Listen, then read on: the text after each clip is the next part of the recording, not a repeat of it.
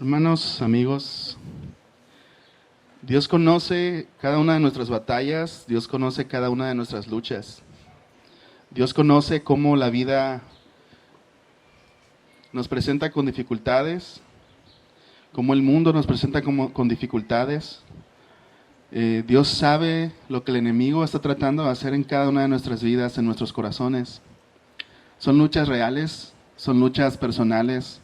Cada uno de nosotros sabe con qué está luchando. Si tú volteas a ver a tu hermano, ahorita todos estamos sonriendo, nos saludamos y sonreímos.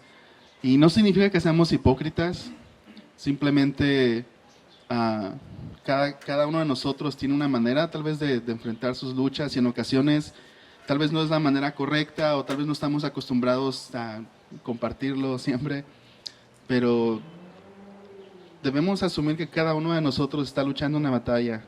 Y la batalla de los otros no son las mismas que las nuestras, o no en el mismo sentido, pero todos estamos luchando. Y el Señor conoce todo eso, hermanos. Y yo creo que hoy el Señor tiene palabra para cada uno de nosotros, y el mensaje de hoy se titula Permanezcan firmes. Permanezcan firmes. Vamos a estar hablando hoy acerca de estas dificultades, de esta lucha que tenemos. Vamos a ver cuál es la naturaleza de esa lucha y qué es lo que Dios espera de nosotros, pero más que nada y aún más importante, cómo Dios lucha esta batalla por nosotros y cómo nosotros podemos encontrar fuerzas en Dios, cómo podemos fortalecernos en Jesús y en el poder de su fuerza. Así que creo que hoy Dios tiene esperanza para cada uno de nosotros en esa lucha tan difícil que estás viviendo, en esa lucha de la que Dios está consciente y Dios no la ignora, Dios sabe qué estás pasando. Y vamos a estar, estamos en el libro de Nehemías, estamos ya en el capítulo 4. Hoy vamos a estar estudiando Nehemías capítulo 4, pero más que nada voy a hacer un paralelo con Efesios capítulo 6, porque es aquello que va a ser más práctico para nosotros en este tiempo. Entonces vamos a estar en Nehemías 4 y en Efesios capítulo 6 para que tengan su Biblia a lo mejor ahí separada en esas dos partes, Nehemías 4 y Efesios capítulo 6. Y vamos a comenzar leyendo Nehemías capítulo 4, versículos del 1 al 5. Nehemías 4, del 1 al 5. Cuando oyó Sanballat que nosotros edificábamos el muro, se enojó y se enfureció en gran manera, e hizo escarnio de los judíos, y habló delante de sus hermanos del ejército de Samaria, y dijo: ¿qué hacen estos débiles judíos? ¿Se les permitirá volver a ofrecer sus sacrificios? Acabarán en un día, resucitarán de los montones del polvo las piedras que fueron quemadas. Y estaba junto a él Tobías Amonita, el cual dijo: lo que ellos edifican el muro de piedra, si subiere una zorra, lo derribará. Vemos aquí, habíamos estado hablando cómo Dios puso en Nehemías los planes y la visión de reconstruir los muros de Jerusalén, para librar a Jerusalén de la desgracia en la que vivían. Vivían en una ciudad sin muros, una ciudad sin protección, una ciudad que estaba caracterizada por el desastre, por la guerra, y obviamente podemos imaginar no solamente las implicaciones geográficas o sociales, sino las implicaciones emocionales de vivir en una ciudad sin muros y las implicaciones espirituales. Y Nehemías lo describió como vivir en desgracia. Y cuando por fin, el domingo pasado hablábamos de cómo Nehemías comparte con el pueblo la visión y cómo todos ponen manos a la obra y cómo todos comienzan a trabajar juntos, cómo comienzan a edificar. Y de repente nos topamos con este capítulo donde nos habla acerca de los enemigos del pueblo de Jerusalén. Y cómo esos enemigos, ¿qué es lo primero que comienzan a hacer cuando se enteran de la obra? Comienzan a hablar, comienzan a criticar y comienzan a decir: eso que ustedes están construyendo, esa obra, si pasara una zorra por encima, esas piedras se iban a caer. Vamos a irnos ahora a Efesios capítulo 6. Porque en Efesios capítulo 6, Pablo nos describe a nosotros, hermanos creyentes, y también para aquellos que escuchan, nos describe en qué lucha entramos nosotros que somos creyentes. Aquellos que hemos decidido confiar en Jesús, aquellos que hemos sido salvados y que hemos sido adoptados en la familia de Dios. Efesios 6, vamos a leer los versículos del 10 al 12. Efesios 6, del 10 al 12. Y estos versículos me los memoricé. Primero porque estaba en una iglesia bautista y porque nos inculcaron mucho la importancia de memorizar. Y eso es uno de los versículos que memoricé. Dice Pablo en Efesios 6, del 10 al 12, por lo demás, hermanos míos, fortaleceos en el Señor y en el poder de su fuerza. Vístanse de toda la armadura de Dios para que puedan estar firmes contra las acechanzas del diablo. Porque no tenemos lucha contra sangre y carne, sino contra principados, contra potestades, contra los gobernadores de las tinieblas de este siglo, contra huestes espirituales de maldad en las regiones celestes. Todo esto se escucha un poco místico, ¿no? Y en cierta forma hay un aspecto espiritual en todo esto. Pero vamos a enfocarnos un poco en aquello que está bien claro y que nos está diciendo Pablo. Y una de esas cosas que podremos preguntar es, ¿qué es lo que este enemigo busca hacer? Si hay un enemigo, porque Pablo quiere que sepamos que nos enfrentamos a un enemigo, que nos vamos a enfrentar a dificultades. ¿Qué busca hacer el enemigo? Por lo que vamos a leer, hermanos, todo el contexto de esta parte acerca de la guerra espiritual, podemos decir que el enemigo, y si estás apuntando, tú puedes apuntar esto.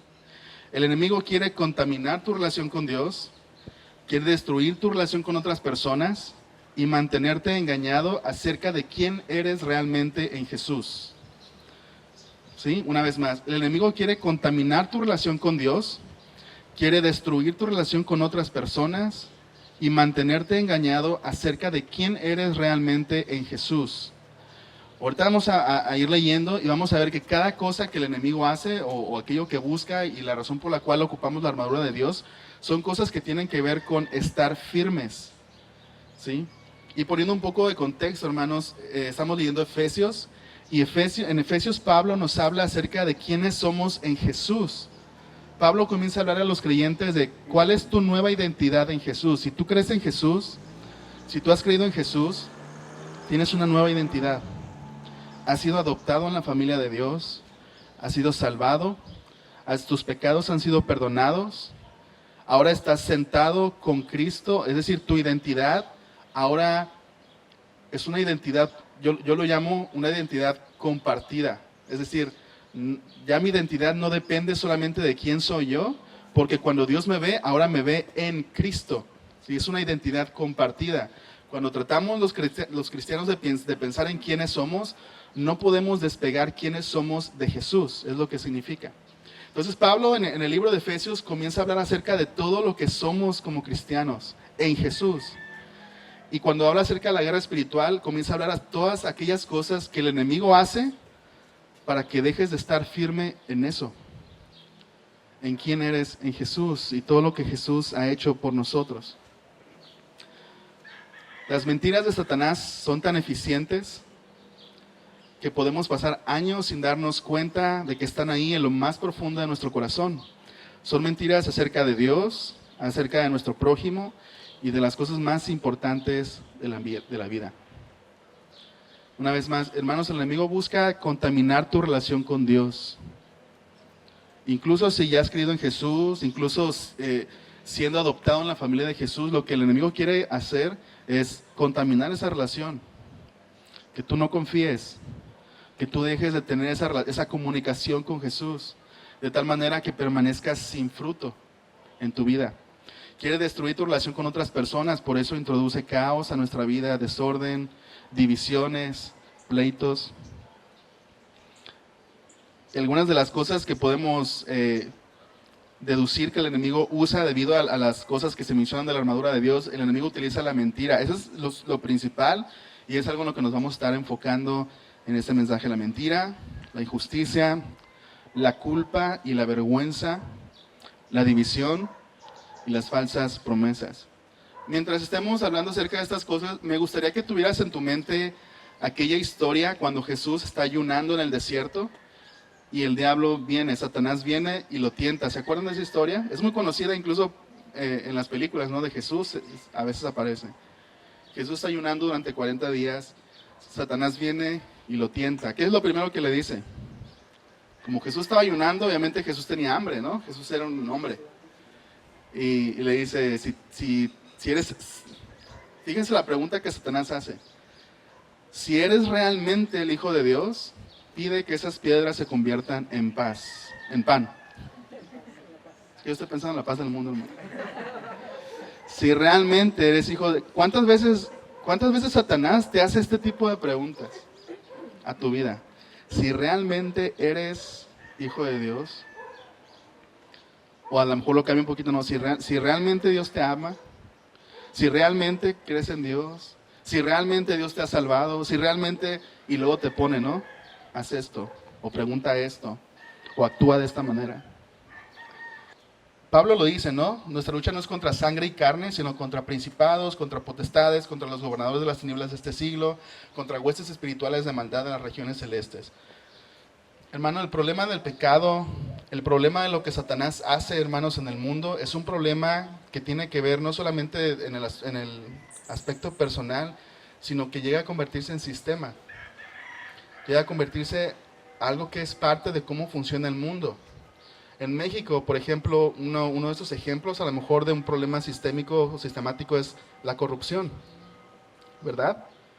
Y el problema no es solamente que una persona sea corrupta o que muchas personas sean corruptas. El problema cuando hablamos de la corrupción como algo sistemático es que incluso significa que el sistema funciona de tal manera que no solamente facilita la corrupción, sino que casi promueve la corrupción. ¿Cuántas veces, hermanos, has tenido que hacer un trámite? ¿Has tenido que hacer un movimiento en tránsito, o en Hacienda, o en cualquier otro? Y te topas con que para acelerar un trámite tienes que hacer algo chueco. Tienes que hacer algo que a lo mejor no es legal, pero así funcionan las cosas. ¿Sí o no? A eso nos referimos con un problema sistemático, donde el pecado es tan profundo, donde el pecado no solamente está presente en las personas que son parte o que somos parte, sino que está presente ya incluso en cómo funcionan las cosas, cómo vemos al mundo.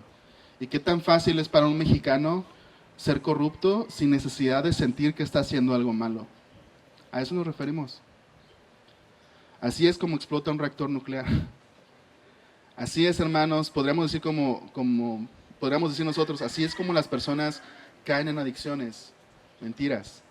Así es como una persona es atormentada por la culpa. Así es como un cristiano puede vivir derrotado. Así es como una persona toma malas decisiones, mentiras. Las mentiras del enemigo. La mentira en sí misma es opresiva, pues no solamente nos impide vivir de acuerdo a la realidad, sino que nos forza a vivir de una manera equivocada.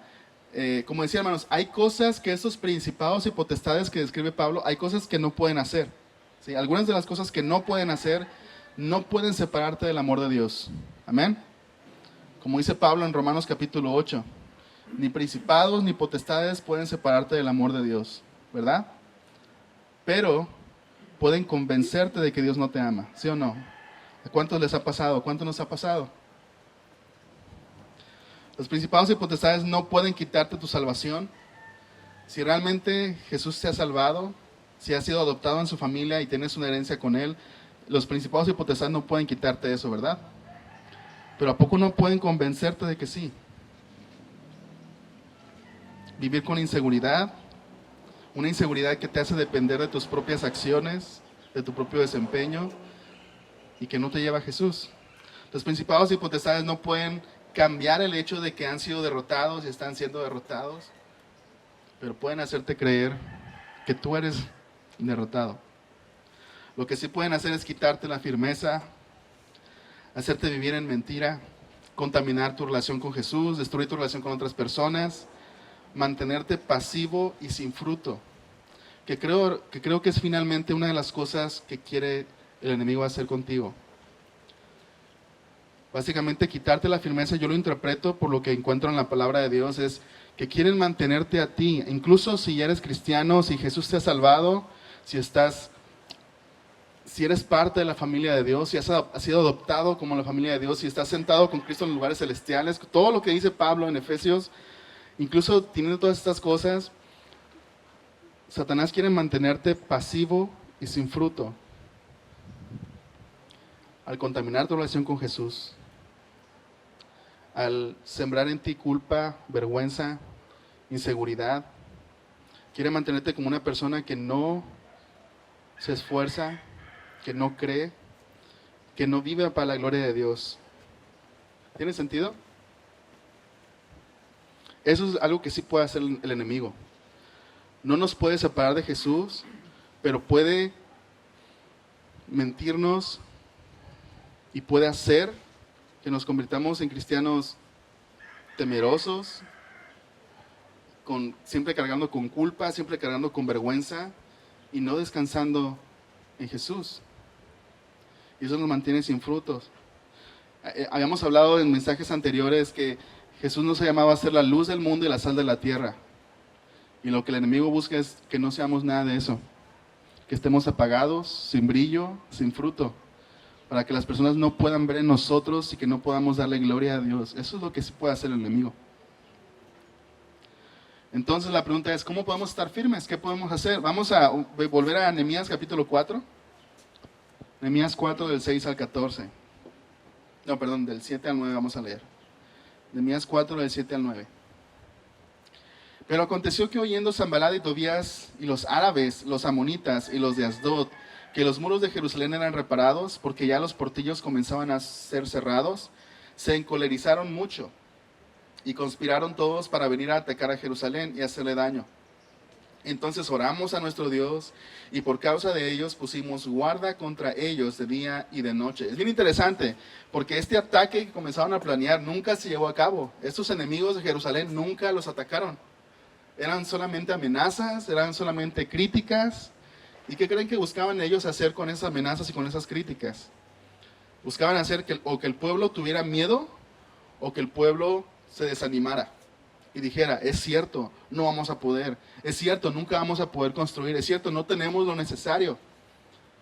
Es bien interesante, ¿no? Que nunca atacaron y solamente buscaban detenerlo con la crítica y con las amenazas. Es eso, hermanos, lo que el enemigo quiere hacer con nosotros. Detenernos. ¿Cómo respondió Nehemías? Bueno, vamos a leer algunos versículos. Versículo 13. Nehemías 4:13. Entonces por las partes bajas del lugar detrás del muro y los sitios abiertos puse al pueblo por familias con sus espadas, con sus lanzas y con sus arcos. Versículo 16. Desde aquel día la mitad de mis siervos trabajaba en la obra y la otra mitad tenía lanzas, escudos, arcos y corazas, y detrás de ellos estaban los jefes de toda la casa de Judá. Versículo 18. Porque los que edificaban, cada uno tenía su espada ceñida a sus lomos, y así edificaban, y el que tocaba la trompeta estaba junto a mí. ¿Qué fue lo que hizo el pueblo? ¿Qué fue lo que hizo Nehemías? Prepararse, continuar la obra, pero también estar preparado para si acaso llegaba a acontecer alguna batalla. ¿Sí? ¿Sí les dije cuál es el primer punto? ¿No? El primer punto era, no ignores las amenazas, no ignores las amenazas, no ignores los peligros. El segundo punto es, ponte la armadura adecuada. Ponte la armadura adecuada. Ahora sí vamos a Efesios capítulo 6, versículos del 13 al 17. Efesios 6, del 13 al 17. Por tanto, tomen toda la armadura de Dios para que puedan resistir en el día malo. Y habiendo acabado todo, estar firmes. Estad pues firmes, ceñidos vuestros lomos con la verdad, y vestidos con la coraza de justicia, y calzados los pies con el apresto del evangelio de la paz. Sobre todo, tomen el yelmo el escudo de la fe, con que puedan apagar todos los dardos de fuego del maligno. Y tomen el yelmo de la salvación y la espada del Espíritu, que es la palabra de Dios. Según yo me lo había aprendido, ¿no? Y lo estoy diciendo todo mal. Ponte la armadura correcta, hermanos. Como decía, cada uno de nosotros tiene una lucha. Y la naturaleza, hermanos, de esta lucha, como dice Pablo, dice, no luchamos contra sangre y carne. Es decir, no es solamente una lucha física, es una lucha espiritual. Por lo tanto, necesitamos luchar con las armas correctas. Y déjame decirte, hermano, nosotros no podemos solos. Esta semana tuve que enfrentar algunas cosas que me hicieron sentir que no tenía lo necesario. Y en cierta manera es cierto. Eran cosas difíciles que te hacen darte cuenta, esto me sobrepasa. Si yo quiero enfrentar esto con mis fuerzas, no puedo. Y cada uno se considera fuerte en cierta manera, ¿no? A mí me gusta pensar que soy inteligente. Y a mí me gusta pensar que cualquier problema lo voy a poder comprender y voy a poder razonar y voy a poder hacer algo al respecto. Dios me mostró esta semana, no, no todo funciona de esa manera. Y Dios me permitió darme cuenta de que no puedo. Hay cosas en que no puedo y que necesito de otra cosa, necesito de Él. Así que lo que Pablo nos dice en esta parte de Efesios es, tomen toda la armadura de Dios. ¿Sí? Tenemos que prepararnos. Como decía Efesios, Pablo nos habla acerca de quiénes somos en Cristo. Una nueva identidad que Jesús nos ha dado. Cuando creemos en Jesús, Jesús nos da una nueva identidad. Cuando creemos en Jesús, Pablo nos dice, somos adoptados en la familia de Dios. Ahora tenemos una nueva familia. Cuando creemos en Jesús, tenemos una nueva naturaleza, tenemos una nueva raíz. Ahora quienes somos, no solamente es acerca de nosotros, ahora quienes somos está plantado en Jesús. Estaba viendo, esta semana caí en un agujero negro de YouTube. Esa vez que comienzas a ver un tutorial de algo útil, y de repente te sale una sugerencia a otro video y comienzas a irte en video. Y comencé a ver cómo se plantaban las viñas. Cómo se hacían injertos en las viñas, y estaba viendo algo interesante de cómo se puede plantar una rama de un árbol a la raíz de un árbol diferente. Lo que le llaman los injertos, ¿no? O sea, hay diferentes clases de injertos, pero lo que pasa es que tú plantas una rama de un árbol distinto en una raíz distinta, y lo que comienza a pasar es que la vida o lo que es por decirlo así, la sangre de esta raíz comienza ahora a manifestarse a través de esta rama que es de otro árbol. Hermanos, cuando la Biblia describe qué significa ser cristiano, es esto, es similar a esto. Significa que a pesar de que éramos de otro árbol extraño, de un árbol que producía malos frutos, somos de alguna manera cortados y somos injertados en Jesús. Y ahora lo que recibimos de la raíz no es solamente del mundo, no es solamente de quiénes somos nosotros, ahora lo que recibimos es vida literalmente de Jesús. Por lo tanto, el fruto que vamos a producir es Cristo. ¿Sí? ¿Qué producen los mangos? ¿Y los limones? ¿Y el árbol de Jesús qué produce? Jesús. El carácter de Jesús en nosotros. Eso es el fruto que hablamos de cristianos, el carácter de Jesús en nosotros. Amar como Jesús, vivir como Jesús, buscar la sanidad del mundo como Jesús, el tener todo lo que Jesús es en nosotros. Entonces, lo que el enemigo quiere hacer es cortar eso, contaminar esa conexión, que no dependamos de esa raíz, que no estemos firmes, conectados a Jesús. Eso es lo que el enemigo quiere hacer, que seamos raíces secas, sin fruto, que no producimos vida, que no somos de bendición para el mundo y que no damos gloria a Dios. Por eso dice Pablo, permanezcan firmes. Quiero hacer una pregunta acerca de esos versículos que hemos estado leyendo. ¿Cuál es el rol del creyente? O más bien, ¿cuál es lo que tiene que hacer un creyente en la guerra espiritual? ¿Tiene que luchar? ¿O tiene que ir a la batalla y vencer al enemigo? ¿Qué dice Pablo? Y se repite varias veces, permanezcan firmes. Esa es nuestra tarea, permanezcan firmes. ¿Sí? ¿Quién es quien está ganando la batalla? Quien ya exhibió a los principados y potestades, pero todavía está venciéndolos y los va a vencer finalmente. Jesús. Nuestra tarea es permanecer firmes. Tomen toda la armadura de Dios, dice Pablo. ¿De quién es la armadura? De Dios. Y esto es una distinción bien importante porque cuando vemos la armadura podemos pensar que tiene que ver con nosotros, que son cosas que nosotros producimos, pero no, la armadura es de Dios, la armadura no es nuestra. Cada pieza de la armadura la tomamos de Dios. Y el error que cometemos es pensar que es de nosotros. Pero Pablo ha dicho, fortalezcanse en el Señor y en el poder de ¿quién? De su fuerza. Tomen toda la armadura de ¿quién? De Dios. Cada pieza de la armadura nos es dada por Dios. Jesús dijo, conocerán la verdad y la verdad los hará libres. Ceñidos sus lomos, dice Pablo, con la verdad. Es la primera pieza de la armadura que se presenta, es un cinturón, ceñidos sus lomos con la verdad. Y ciertamente tiene que vivir una vida en verdad, tiene que ver con vivir una vida genuina, donde decidimos vivir en verdad y no en mentira. Hermanos, pero cuando hablamos acerca de las mentiras de Satanás, tenemos que reconocer que la única manera de poder reconocer esas mentiras es conociendo la verdad. Hay momentos en que podemos distinguir cuando hay algo, una mentira en nuestro corazón que tiene que ser cambiada, pero principalmente es a través de la verdad. Conocerán la verdad, dijo Jesús, y la verdad los hará libres.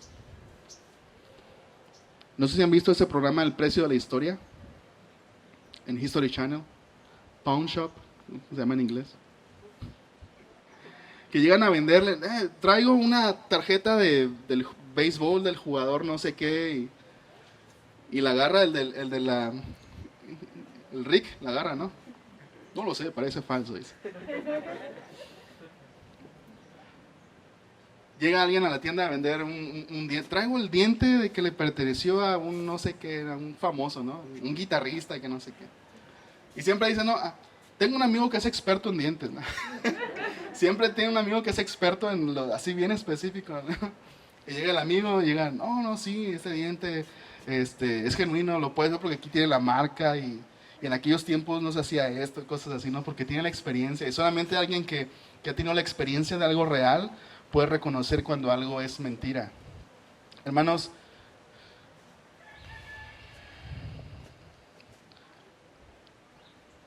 Satanás es bueno en decir mentiras. Porque en ocasiones nos cuenta una mentira, la mezcla con verdad, o muchas veces no nos cuenta la verdad completa. Y hoy en día, hermanos, tenemos que asumir que aún hay en nosotros mentiras que estamos creyendo, que contaminan nuestra relación con Dios, que no nos permiten tener una experiencia con Dios fuerte, genuina, real. Mentiras, hermanos, que han provocado que veamos a nuestro prójimo de una manera equivocada.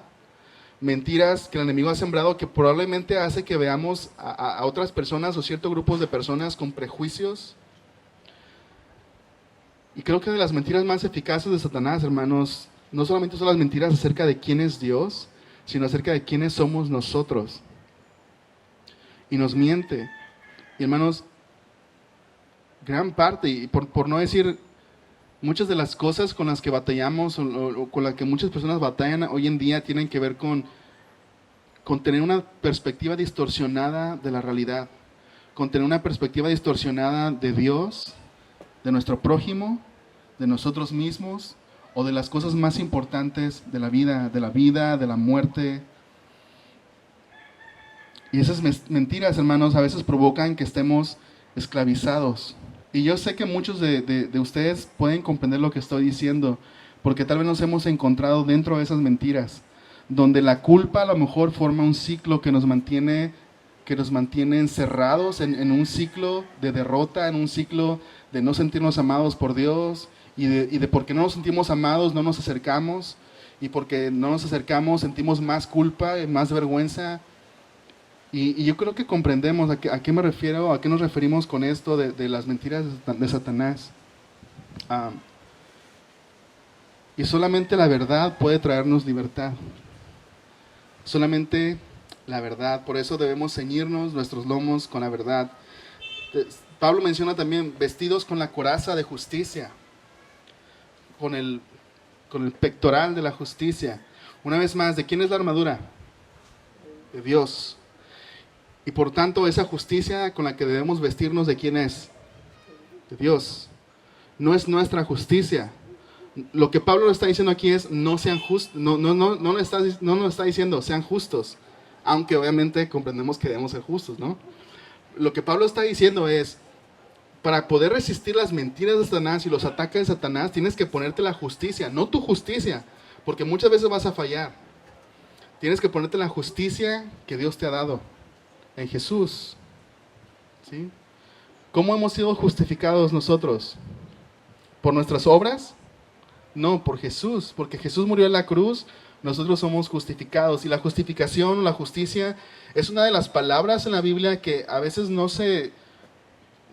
quiero decir que está mal traducida, pero sí está mal comprendida a veces por nosotros, porque vemos justicia y pensamos que siempre se refiere a ser justos, pero no, muchas veces la palabra justicia en la Biblia o la palabra justificación tiene que ver, es una palabra legal en el griego y significa declarar a alguien justo. No solamente significa declararlo no culpable, sino declararlo justo. Y la justicia de la que Pablo habla aquí es, dice, vístanse con la justicia que les es dada debido a lo que Jesús hizo por ustedes, ¿sí? De tal manera que ustedes puedan saber que Dios los ve como justos, no por lo que ustedes han hecho, sino por lo que Cristo ha hecho por ustedes. Porque Satanás, hermanos, va a venir y va a quererte convencer de que no puedes tener una relación con Dios, de que no puedes estar firme porque no eres justo. Y en ese momento debemos ponernos la coraza de justicia que nos es dada por Dios. Alguien, no recuerdo quién dijo, pero decía, realmente somos salvos por obras, solamente que no son nuestras obras, son las obras de Jesús, ¿sí? Es su justicia en nosotros, calzados con el apresto del Evangelio de la paz. Es decir, no con los Jordan, sino con los Evangelio de la Paz 2020. Pablo dice, nuestro papel en la guerra espiritual es permanecer firmes. Debemos ponernos zapatos de la paz que proviene del Evangelio. La paz que proviene del Evangelio. No se refiere aquí a predicar el Evangelio, se refiere a estar vestidos con la paz que proviene del Evangelio para poder estar firmes. Yo recuerdo que cuando estaba en la primaria, en aquel tiempo estaba en un equipo de fútbol y mi mamá me compró unos taquetes, unos tacos, ¿no? Para jugar fútbol, porque jugábamos en la tierra, ahí en Indeco, cerca donde vive Pedro, pero cuando ahí no existía el Parque Los Mangos, era ahí todavía la expista aérea, se le decía, era todo terracería, ¿no? Así tan viejo estoy. Entonces mi mamá me compró unos taquetes, pero ya es como son los niños, ¿no? Que les compran algo nuevo y quieren usarlo para todo, ¿no? Entonces un día me quise llevar mis taquetes a la escuela, a la primaria. Ahí estaba jugando fútbol. El problema es que la cancha era de cemento. Entonces, pues, hay unos que saben, ¿no? Si juegas con taquetes de fútbol de cemento, te resbalas, ¿no? ¿Qué pasa, hermanos, cuando no estamos vestidos cuando no tenemos el calzado de la paz que proviene del Evangelio? No podemos estar firmes. No podemos avanzar firmes si no tenemos puestos la paz que proviene del Evangelio.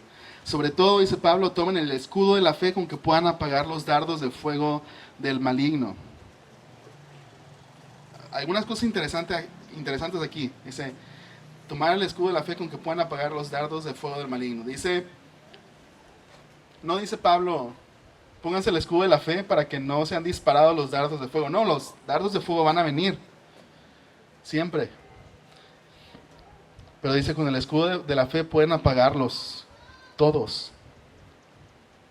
El escudo no evita que las flechas sean disparadas, pero sí nos ayudan a evitar el daño que provocan.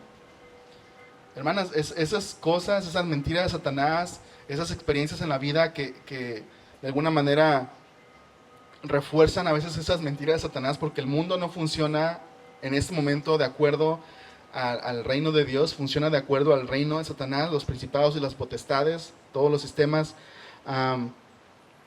Esas mentiras van a venir.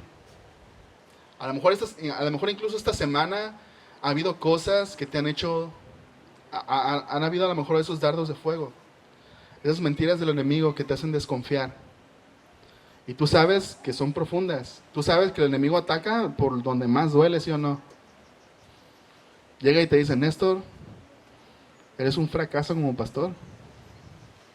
No sé qué está haciendo la iglesia contigo, a lo mejor mándalos con otra iglesia. El enemigo sabe por dónde atacar. Sabe qué decirnos. Mira cómo vas a poder pastorear una iglesia si no puedes ni hacer esto, ¿no? Así es. ¿Qué es lo que te dice Satanás? A lo mejor te llega por tu familia, a lo mejor te llega por tu trabajo, a lo mejor te llega por la economía, a lo mejor te llega por tu salud. Sabe por dónde atacarte. A lo mejor te llega por tu relación con tus padres o con tus hijos o con otras personas. y sabe qué decirte, y sabe cómo hacerte dudar y cómo introducir temor a tu vida, cómo introducir caos, cómo introducir duda, cómo introducir vergüenza.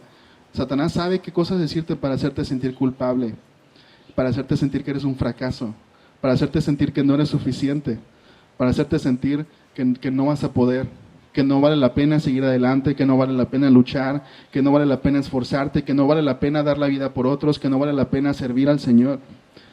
Satanás sabe qué decirte, sabe cómo lanzar esos dardos que duelen.